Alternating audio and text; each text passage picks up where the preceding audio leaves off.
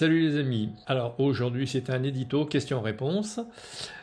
J'ai 2-3 questions à vous poser. Je viens de craquer pour mon Nikon Z8 et je me posais la question de savoir si j'amalgamais les réglages entre le Z50, le Z6 et le Z8, histoire de dire que ah ben tiens finalement je préfère le Z8 ou au contraire par exemple j'ai un Z6 II, eh ben je le conserve parce que je m'aperçois que les réglages du Z8 c'est un peu merdique. Voilà déjà. Et puis j'ai une réponse à faire à une amie qui me demandait voir si je retouchais beaucoup mes photos pour avoir le rendu qu'elles avaient. Ben non, je veux dire que la technologie c'est bien, mais réfléchir au cadrage de ces photos, réfléchir à l'ambiance que l'on veut donner à ces photos ou à ces prises de vue, tout ça doit être réfléchi avant et éviter de surcorriger saturation, contraste, etc. J'allais dire qu'à un moment donné, les photos qui sont trop corrigées finissent par se ressembler. Alors que bon, dans la nature, il y a suffisamment de contraste pour éviter d'en rajouter, quoi. Alors, autre question, étant donné que je viens d'acheter le Z8,